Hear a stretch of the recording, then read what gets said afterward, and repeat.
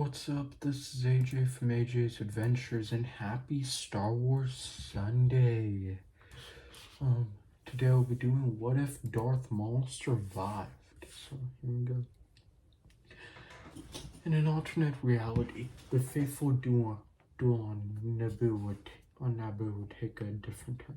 Darth Maul, the deadly Sith apprentice, had not underestimated his opponents this time.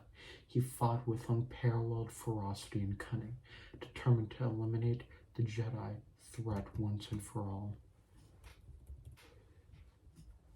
The humid air of the Theed Royal Palace courtyard was thick with tension, and as Darth Maul faced off against Jedi Master Qui-Gon Jinn and his Padawan, Obi-Wan Kenobi, the crimson blade of Maul's double-bladed lightsaber hummed menacingly, casting eerie shadows on the stone walls. Qui-Gon and Obi-Wan exchanged a quick glance, a silent understanding passing between them. They ignited their green and blue lightsabers, preparing for the relentless assault of their Sith adversary. Maul wasted no time. He lunged forward, his lightsaber spinning like a deadly cyclone. Qui-Gon and Obi-Wan barely had a moment to react as the Sith parried the strikes, their blades clashing with Maul's in a dazzling display of skill. The Sith's agility and precision were unmatched, and he pushed the Jedi back, closer to the edge of the platform. "You cannot defeat me, Jedi," Maul hissed through gritted teeth as he continued his relentless assault. Qui-Gon, his face a mask of determination, replied, "We'll see about that." Obi-Wan's eyes were fixed on his master, and he mirrored Qui-Gon's fierce determination. They fought back to back, their synchronized movements a testament to their bond and training. But Maul was relentless, his double-bladed lightsaber proving to be a deadly advantage. In a split-second decision, Maul used the Force to hurl Qui-Gon against a pillar, leaving Obi-Wan temporarily isolated. Before Qui-Gon could recover, Maul closed the distance and struck him down with a swift and brutal stroke of his lightsaber. "Master!" Obi-Wan cried out, his focus momentarily broken. Maul took the advantage of the distraction and turned his full attention to the young Jedi Padawan. Obi-Wan, grief-stricken and enraged, attacked with renewed fury, but he was no match for Maul's power and experience. The duel continued, but it was clear that Obi-Wan was unmatched. Maul's red blade danced through the air, and with a final devastating strike, he disarmed Obi-Wan and left him defenseless. Maul stood over the fallen Jedi, his double-bladed lightsaber poised to strike the final blow. Obi-Wan, his eyes filled with determination, looked up at his nemesis and said, "You may have won today, but the Force will always be with us." With a swift and merciless strike, Maul ended Obi-Wan's life, leaving his body sprawled on the stone floor of the palace courtyard. The Sith Lord, victorious but bloodied, ignited his lightsaber and one last time and walked away from the scene, the destiny of the galaxy forever altered by his survival and the fall of two Jedi at his hands. After Darth Maul's victory on Naboo, he and his master, Darth Sidious, had a pivotal conversation about their next steps. The Sith duo retreated to a secluded chamber deep within the Theed Royal Palace to discuss their plans. Their room was dimly lit, with holographic displays of galactic maps illuminating the walls. Darth Maul, still reeling from the intense battle, stood tall, his crimson double-bladed lightsaber deactivated. Emperor Palpatine, cloaked in the shadows, watched him with a sinister grin. Palpatine began the conversation, his voice a low, hissing whisper. "You have done well, My apprentice, the Jedi have suffered a grievous blow today. Maul's voice was filled with a dark satisfaction as he responded, Yes, Master. The Jedi Qui-Gon Jinn and Obi-Wan Kenobi are no more. The galaxy will tremble in fear. Palpatine nodded, his yellow eyes gleaming with anticipation. Indeed, my apprentice. But we must not be complacent. The Jedi Order is vast, and they will seek vengeance for this loss. We must continue our work in secret. Maul inclined his lightsaber, acknowledging his master's wisdom. What would you have me do, Master? Palpatine paced slowly in the dim light, his dark robes rustling softly. We will fan the flames of discord across the galaxy. We will manipulate events to create chaos and division. The Republic will crumble and the Jedi will be stretched thin, trying to maintain order. Maul's lips curled into a sinister grin as he understood the plan. And in the midst of the chaos, the Sith will rise. Exactly, Palpatine replied, but we must also be patient. The time for our full reveal is not yet upon us. We will continue to manipulate from the shadows, building our power until the galaxy is ready to embrace the Sith. Maul bowed before his master, a renewed sense of purpose burning within him. I am your instrument, Master. I will do whatever is necessary to bring about our vision. Palpatine's eyes flashed with malevolence as he said, Good, my apprentice. Together we shall reshape the galaxy and bring about a new era of the Sith dominance. As the two Sith Lords continued to plot their dark machinations, the fate of the galaxy hung in the balance, its future veiled in shadows and uncertainty, while the Sith's sinister plans continued to unfold. After receiving the distressing news that Darth Maul had killed Obi-Wan Kenobi and Qui-Gon Jinn and survived on Naboo, Anakin Skywalker, Padme Amidala, R2-D2, Jar Jar Binks, and the rest of the Naboo security force gathered in the Theed Royal Palace to discuss their course of action. The room was filled with tension as the group huddled around a holographic communication table, which displayed the grim events that had unfolded. Anakin, his brow furrowed with concern, took the lead in the conversation.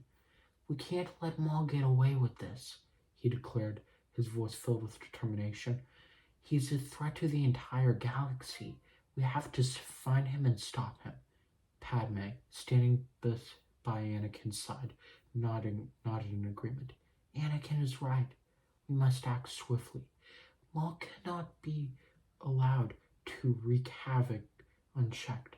R2-D2 beeped in agreement, a small yet vital part of their team. Jar Jar, though visibly anxious, spoke up as well. Misa agreed. We need to capture that Sith and bring him to justice. The head of the Naboo security force, Captain Panaka, joined the discussion, his expression grim. We have already dispatched scouts and intelligence teams to track Maul's movements. We'll need to coordinate with the Jedi Council and the Republic to bring him to justice. Anakin, growing impatient, added. But what if the Jedi Council doesn't act quickly enough? We can't just wait around for them to make a decision. Padme placed a calming hand on Anakin's shoulder. We will do everything we can, Anakin. But we must remember that the Jedi are experienced in dealing with Sith. We need their guidance. As the group continued to strategize, it became clear that their resolve was unwavering. They knew the danger Maul posed, not just to Naboo, but to the entire galaxy, with the fate of the Jedi and the Sith hanging in the balance. They were determined to take whatever steps were necessary to confront and neutralize this formidable threat. Outside the palace, the Naboo security force began mobilizing, preparing for a relentless pursuit of Darth Maul. The galaxy held its breath as the news of Maul's survival sent shockwaves through the force, signaling a new and dangerous chapter in the ongoing struggle between the dark side and the light. In the wake of the devastating loss of Jedi Master Qui-Gon Jinn and Jedi Knight Obi-Wan Kenobi at the hands of Darth Maul on Naboo, the Jedi Council convened to discuss the next steps. Among them was Jedi Master Mace Windu, a formidable figure known for his wisdom and mastery of the Force. Anakin Skywalker, the young and talented Padawan who had witnessed the tragedy on Naboo, stood before the council. The Jedi Council chamber was bathed in the soft, ethereal light of the Coruscant sunset as Mace Windu addressed the young Anakin. Anakin Skywalker, Windu began, his deep voice resonating through the chamber. You have shown exceptional courage and resourcefulness in the face of danger. We have lost 2 valiant Jedi today, and your bravery did not go unnoticed. Anakin, still grappling with the loss of his mentors, bowed his head respectfully. Thank you, Master Windu. Yoda, the vulnerable Grand Master of the Jedi Order, chimed in. A grave loss it is. Qui-Gon and Obi-Wan we mourn. Difficult times lie ahead. Mace Windu nodded in agreement, then turned his piercing gaze to Anakin. Young one, we recognize your potential. The Force is strong in you, and your instincts have served you well. In light of recent events, we believe it is time to reevaluate your training. Anakin looked up, his eyes filled with curiosity and hope. What do you mean, Master Windu? Mace Windu's expression remained serious as he spoke. The Force has brought us to a crossroads, Anakin. With the loss of 2 Jedi Knights, it is clear that the Sith have returned, but we must be vigilant. I am willing to take you as my Padawan and train you in the ways of the Jedi. Anakin's heart swelled with a mixture of gratitude and excitement. I would be honored, Master Windu. Yoda, always a voice of caution, added, A difficult path it will be, Anakin. Much to learn you still have. Anakin nodded, fully aware of the challenges that lay ahead. I'm ready, Master Yoda. As Mace Windu and Anakin shared a knowing look, the Council's decision was made. Anakin Skywalker would become the Padawan of Mace Windu, marking the beginning of a new chapter in the young Jedi's life. The fate of the galaxy had taken a dark turn, and Anakin's journey to becoming a Jedi Knight and fulfilling his destiny had just begun in earnest. In the wake of the deadly confrontation on Naboo, both the Sith and the Jedi recognized the gravity of the situation. Darth Maul's survival and the loss of 2 Jedi had far-reaching implications in the galaxy. Emperor Palpatine, operating behind the scenes, and the Jedi Council, in their quest for transparency, decided to make separate announcements to the Galactic Senate. Emperor Palpatine, cloaked in his alter ego as Senator Sheev Palpatine of Naboo, addressed the Senate first. The Grand Chamber was filled with senators from various systems, and a palpable tension hung in the air. Senator Palpatine, his voice measured and convicting, began. Esteemed senators, I rise before you. I rise today to deliver grave news. The peace and security of the Republic have been threatened by a dark and malevolent presence. On Naboo, Jedi Knights Qui-Gon Jinn and Obi-Wan Kenobi valiantly fought to protect us all, but tragically, they have fallen at the hands of a Sith Lord. Gasps and whispers swept through the Senate chamber, the shock of the revelation rippling through the gathered politicians. Palpatine continued, the Sith Lord, Darth Maul, has not only survived but poses a dire threat to the galaxy.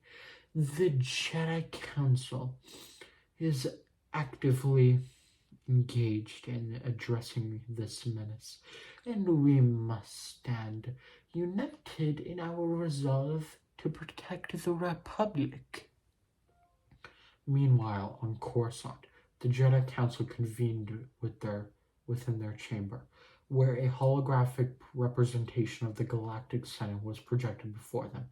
Master Mace Windu, as the spokesperson for the council, addressed the senators.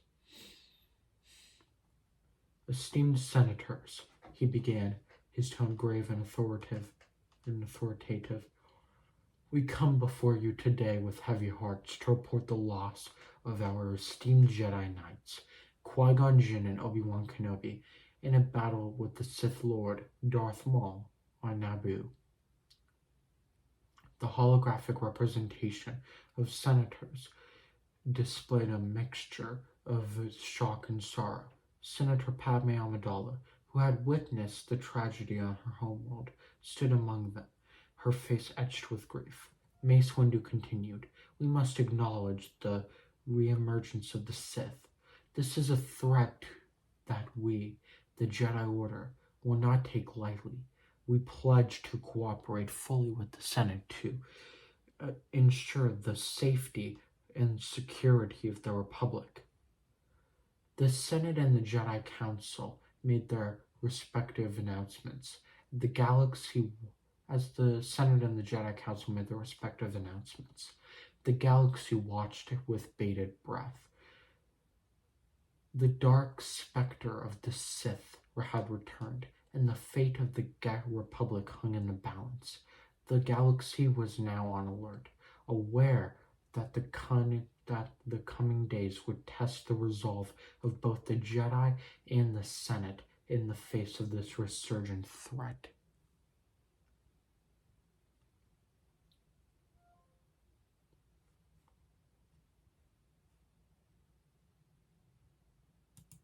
Alright, so I'm just going to speculate for the rest of this. I think that Anakin would still fall for Padme and tell Mace about his feelings for Padme, and Mace probably would promise not to tell the council at all about it because he wouldn't want Anakin to get expelled, of course.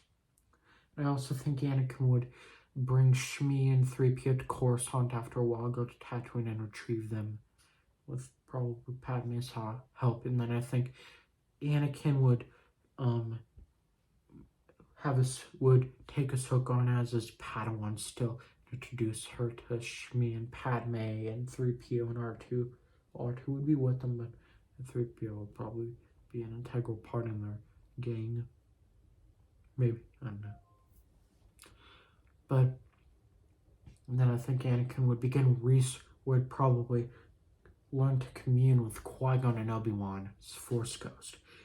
And then they would probably talk about the world between worlds.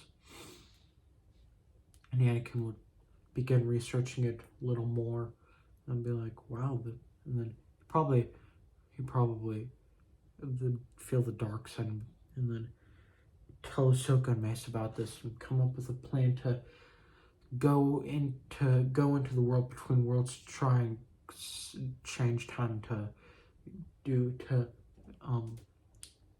get him to save Qui-Gon and Obi-Wan, which I think he'd be successful probably. But then it would create a bunch of temporal, like the timeline of the Star Wars galaxy would begin merging off into two separate paths, maybe incursions, kind of like they do in Marvel, like that. They will, like, several timelines would probably start to collapse. I know Dave Filoni said that the world between worlds isn't time travel, but my theory is that it will be used as time travel one day. You'll see eventually in a future video that I'll make, but I think that the world between worlds will be used as time travel in a big climactic event eventually. But yeah, again, I'll get to that later. But yeah, I think then Anakin would probably realize what to do. Like, he'd probably realize this was happening, then probably reset the timeline with Ahsoka and Mace's help. And he'd probably see his future as Vader in the world between worlds.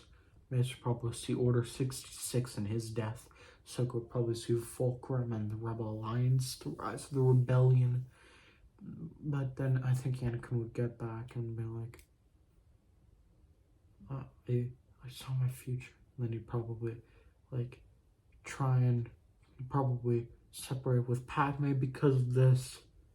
Something, I don't know. I think he'd stay with Padme, but I think he would stay with I think Anakin would stay with Padme still, but watch himself very much more closely.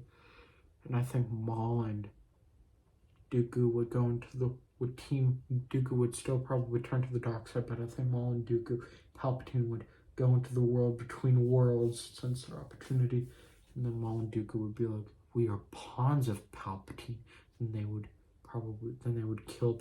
Well, at first I think Maul and Dooku would have a rivalry because Qui-Gon was Dooku's apprentice, of course, so they would probably try and fight Palpatine and be like, enough. But yes, I think they would realize they were pawns of Palpatine, then work together and kill him, and then go to the Jedi, realize that the Jedi were right, and then they would join the Jedi Order and out Palpatine to the entire galaxy and explain everything. And then I think Padme would become the new Chancellor, or maybe Bail Organa. It's between them. It's always between them because they're both very great senators. I think either of them has a chance of becoming a chancellor. Would have had a chance to become chancellor. But I think the Clone Wars would still happen, but take a very different turn. But yeah. Alright, right now I'll do my closing and say bye. Make sure to like, hit the notification bell, and subscribe, and I will see y'all later. Bye!